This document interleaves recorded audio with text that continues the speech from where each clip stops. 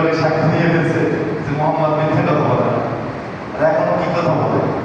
এখন এরা বিবাহিত হচ্ছে না, এদের নেতা আমার সময় উপস্থিত ছিল। হ্যাঁ, আমরা যাকে বলি আবু লাহাব, তাই না? আবু লাহাব চিৎকার দিয়ে বলে, এই কথা বলার জন্য কি আমাদেরকে ডাকছো? তুমি ধ্বংস হও, তারপর তুমি ধ্বংস হও। সাথে সাথে আল্লাহ তাআলা কোরআনের আয়াত নাযিল করলেন, যেটা আমরা সূরা লাহাব নামে জানি, তাব্বাত ইয়াদা আবি লাহাব ওয়া তাব। তাহলে ওই সময় সূরা নাযিল হয়ে গেল যে না, মুহাম্মদ ধ্বংস হবে না, ধ্বংস হবে কে? আবু লাহাব এবং তার মতন যারা মিথ্যুক, তার সহযোগীরা ধ্বংস হবে। আমি এই প্রসঙ্গটি নিয়েছি কেন? যে আসলে ইসলাম কায়েম হয়েছে কি দ্বারা? আখলাক দিয়ে। ইসলাম কায়েম হয়েছে কি দিয়ে? আখলাক দিয়ে। যেই সার্টিফিকেট কে দিয়েছে?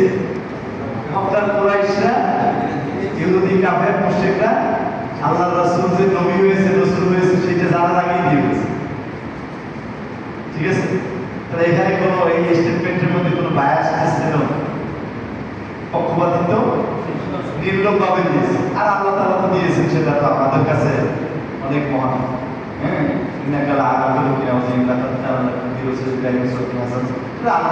কিন্তু কাফেররাই যে রাসূলকে সত্যবাদী হিসেবে, আমানতদার হিসেবে, মহান হিসেবে কি করেছেন? সাক্ষ্য দিয়েছেন, সেটা প্রমাণিত হয়ে গেছে।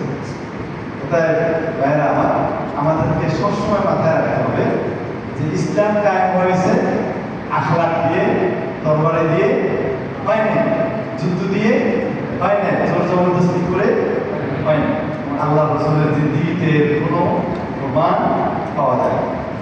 হাদিস শরীফে এসেছে যে আল্লাহ রাসূল সাল্লাল্লাহু আলাইহি ওয়াসাল্লামের খাদেম ছিলেন কে? বলতে পারেন? 10 বছর খেদমত করেছেন কে? আনাস রাদিয়াল্লাহু তাআলা, তাই না?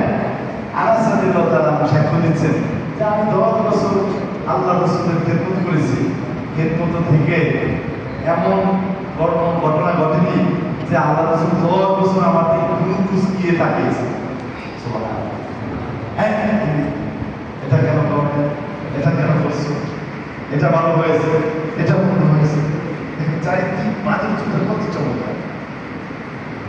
এই মাধুর্যতা দিয়ে আল্লাহ রাসূল দিন কায়েম করে দিয়েছে।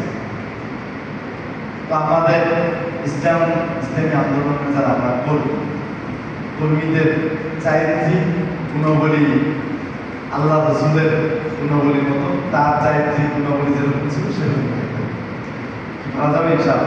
ইনশাআল্লাহ আমরা চেষ্টা করব। আমরা তো হয়তো নবীর মতন পারবো না, কারণ আমাদের সবসময় শয়তান আমাদেরকে ঘিরে রেখেছে। আমরা চেষ্টা করতে তো অসুবিধা নেই, তাই না? যতদূর পারা যাবে। সাহাবীরা আমাদের সামনে মডেল, তাবিঈরা আমাদের সামনে মডেল।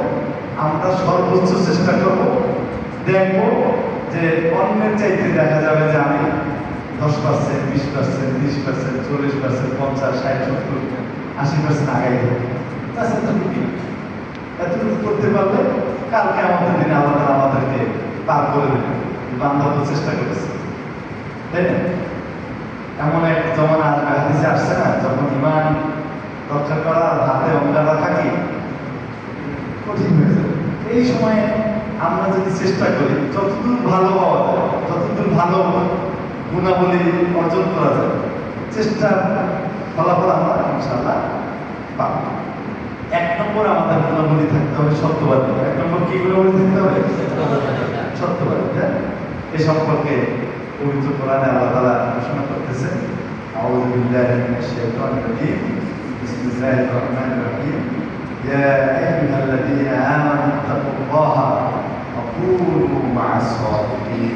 আল্লাহ তাআলা বলতেছেন সূরা তাওবার 119 আয়াতে বলতেছেন, হে ঈমানদারগণ, তোমরা আল্লাহকে ভয় করো এবং সত্যবাদীদের সাথে থাকো।